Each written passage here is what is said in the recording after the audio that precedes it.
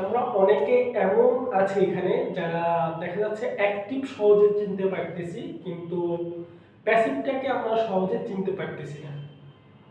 So আজকে আমি হচ্ছি হাসিব, আর আমি আপনাদের সামনে আজকে উপস্থিত হয়েছি কারণ আপনাকে আজকে আমি এমন ডিফারেন্ট ওয়েতে প্যাসিভ সেন্টেন্স পড়াবো। সো আশা করি আপনারা প্যাসিভ সেন্টেন্সটি বুঝতে পারবেন, আর প্যাসিভ কিভাবে হয়, প্যাসিভ সেন্টেন্সে কিভাবে সাবজেক্ট বের করতে হয়, প্যাসিভ সেন্টেন্স কিভাবে লিখতে হয়, এই সকল বিষয় নিয়ে আজকে আমি আপনাদের সাথে আলোচনা করব। সো আশা করি আপনারা এই ভিডিওটা উপভোগ করবেন। সো আপনাদের অনুরোধ রইল আপনারা না টেনে ভিডিওটা কন্টিনিউ করুন। So let's begin. So today our topic is present indefinite tense passive. Present indefinite tense passive. Present indefinite tense passive. So today we'll try to find out that means present indefinite tense passive. So আসলে passive কথাটা কি? Passive হচ্ছে যেখানে কর্তা নিজে কাজ করে না, তাকে দিয়ে কাজ করানো হয়। আমি আবারও বলছি, প্যাসিভ সেন্টেন্স হচ্ছে যে সেন্টেন্সে কর্তা নিজে কাজটি করে না, তাকে দিয়ে কাজটি করানো হয়। যদি কর্তা কাজটি করে থাকে তাহলে তাকে বাই দ্বারা প্রকাশ করা হয়। সো কিভাবে, যদি আমি একটা উদাহরণ আপনাদের মাঝে দিই, যে মসজিদ মসজিদ মসজিদ নির্মাণ করা হয়। সো এখানে দেখুন, মসজিদ নির্মাণ করা হয়, এখানে কে করছে তাকে কিন্তু মুখ্য বিষয়টা দেই নেই, যে মসজিদটা যে নির্মাণ করা হয় এইটা বিষয় দিছে। সো এইটা যদি আমি ট্রান্সলেট করি, দেখেন কি হয়। Moscow is built.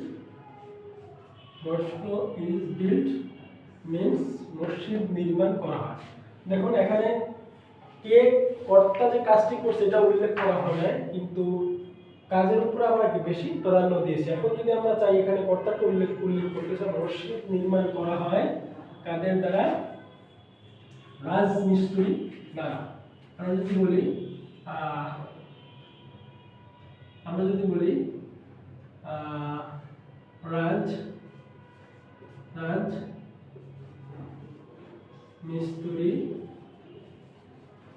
দ্বারা, তাহলে দেখো আমরা এখানে শুধু কি লিখব? বাই মিস্ত্রি। ক্লিয়ার? সো এইটা হচ্ছে গিয়ে দেখো, যদি আমরা কর্তাকে প্রকাশ করতে চাই তাহলে তাকে আমরা বাই দ্বারা উল্লেখ করব। তাহলে আমরা বাই দ্বারা উল্লেখ করব, তাহলে আমরা কি করব?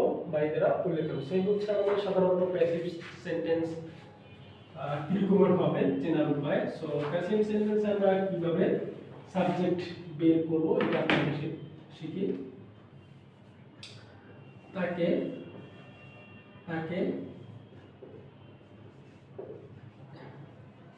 ইংলিশ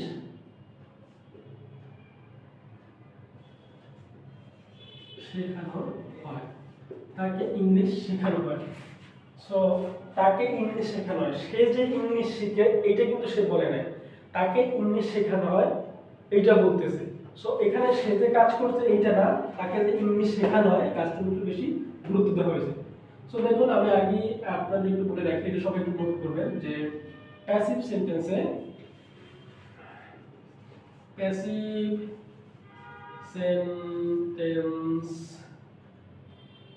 এ সাবজেক্ট বের করার নিয়ম সাবজেক্ট বের করার নিয়ম আমরা কি করব? ভার্বকে কি দ্বারা, জাস্ট কি দ্বারা প্রশ্ন করব, কিবা আমরা কাকেও নিই কাকে দ্বারা কি বা কাকে দ্বারা প্রশ্ন করব। তাহলে তাহলে আমরা তাহলে আমরা কি পাবো? তাহলে আমরা হচ্ছে গিয়া প্যাসিভ সেন্টেন্সের সাবজেক্ট খুঁজে পাবো। যদি আমরা ভার্বকে কি দ্বারা প্রশ্ন করি, যদি আমরা ভার্বকে কি দ্বারা প্রশ্ন করি বা কাকে দ্বারা প্রশ্ন করি, তাহলে আমরা কি পাবো? আমরা হচ্ছে গিয়া প্যাসিভ সেন্টেন্সের সাবজেক্ট খুঁজে পাবো। আচ্ছা, তাহলে দেখি আমি একটা উপরে সেন্টেন্স লিখেছি, তাকে ইংলিশ শেখানো হয়। তাকে ইংলিশ শেখানো হয়, তাহলে ভার্ব কি? আমরা জানি বাক্যে যে ওয়ার্ডটি কোনো অ্যাক্টিভিটি প্রকাশ পায়, মানে প্রকাশ করে, তাকে ভার্ব বলে। সো আমি ভার্ব দিলাম, শেখানো হয়। সো এখানে দেখুন, আমি যদি ভার্বকে বলি কি শেখানো হয়, তাহলে সে কিন্তু আমাকে সহজ উত্তর দিচ্ছে। তাকে কি শেখানো হয়? তাকে ইংলিশ শেখানো হয়। তাহলে আমি একটা কিন্তু সাবজেক্ট পেলাম। আর কাকে ইংলিশ শেখানো হয়? তাকে ইংলিশ শেখানো হয়। আমি দুটো সাবজেক্ট পেলাম। এখন প্রশ্ন আসতে পারে, যেহেতু আমি দুটো সাবজেক্ট পেয়েছি এখানে, সো তাহলে কোটেক সাবজেক্ট হিসেবে নিতে পারি। দেখুন, এখানে আপনি চাইলে যে কোনো একটাকে সাবজেক্ট হিসাবে নিতে পারেন, বাকি যেটা থাকবে তাকে আপনি অবজেক্ট হিসাবে ব্যবহার করতে পারেন।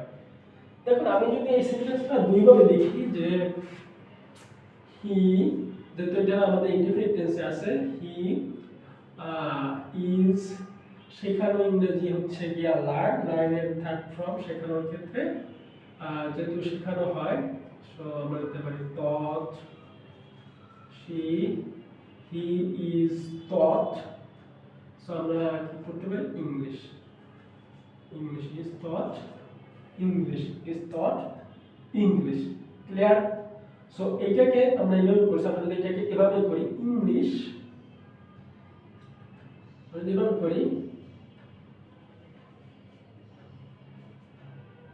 ইংলিশ is taught, তো কাকে শেখানো হয়? বাই হি, তাকে শেখানো হয়। কাকে শেখানো? তাকে শেখানো হয়। সো আমরা কিন্তু এটাকে দুই ফর্মে লিখতে পারি।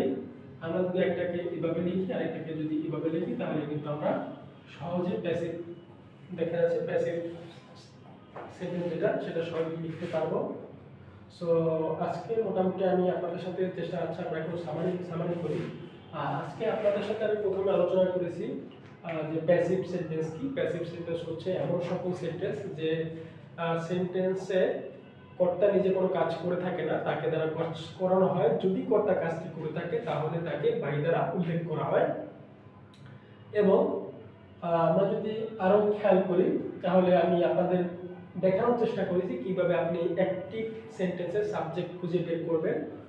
সো সাবজেক্ট খুঁজে বের করার জন্য আপনাকে আগে ভার্ব খুঁজে বের করতে হবে। ভার্ব হচ্ছে বাক্যে যে ওয়ার্ড কোনো অ্যাক্টিভিটি প্রকাশ করে, সেটা হচ্ছে গিয়া ভার্ব। সো আপনি যখন ভার্ব খুঁজে পাবেন, ভার্বকে আপনি কি বা কাকে দ্বারা যখন প্রশ্ন করবেন, আপনি খুব ইজিলি, দেখা যাচ্ছে সাবজেক্ট খুঁজে পাচ্ছেন। আপনি খুব ইজিলি সাবজেক্ট খুঁজে পাচ্ছেন। সো এটা ছিল আজকে আমার আলোচনার বিষয়। আর আমি আপনাকে দেখিয়েছি কিভাবে একটি প্যাসিভ সেন্টেন্সের স্ট্রাকচার তৈরি হয়, কিভাবে একটা প্যাসিভ সেন্টেন্স তৈরি হয়, টোটালি আমি দেখিয়েছি। সো আশা করি সবাই ভিডিওটি আপনাদের কাছে ভালো লেগেছে। সো যদি ভালো লেগে থাকে, সো আপনারা ভিডিওটি কন্টিনিউ করুন। সো আমি এখন আপনাদের দেখাবো এটা নেগেটিভ ফর্ম। এটা নেগেটিভ ফর্ম কি হবে?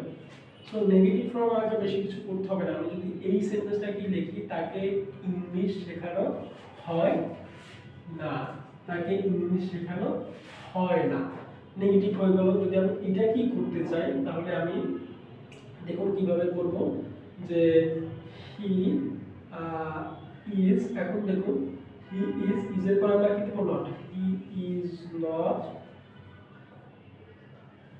টট ইংলিশ। ক্লিয়ার? এই হচ্ছে আমাদের নেগেটিভে। আমি যদি এটা প্রকাশ করতে চাই ডাব্লিউএস এ, তাকে কি শেখানো হয়, তাকে কি শেখানো হয়, আমি যদি ডাব্লিউএস এ, তাহলে আমাদের এইটা হবে অ্যানসার, এটা হবে answer.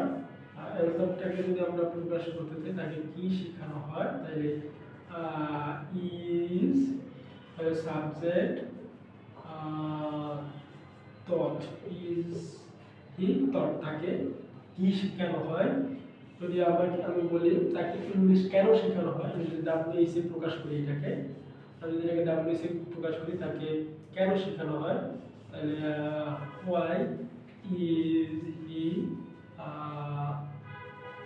taught English. Clear? So এই ছিল আমাদের তিনটা ফর্ম টেন্স, অ্যাফার্মেটিভ, সো এটা হচ্ছে আমাদের নেগেটিভ, আর হচ্ছে ইয়েস নো, দেন ডাব্লিউএস কোশ্চেন। সো আশা করি আমি চেষ্টা করেছি আমার সহজ ভাষা আপনাদের বোঝানোর জন্য, আর আশা করি আপনারা সকল কিছু বুঝতে পারছেন। যদি বুঝতে পারেন থাকে তাহলে like the press button and hit the subscribe button. আসসালামু আলাইকুম ওয়া রাহমাতুল্লাহি ওয়া বারাকাতুহু।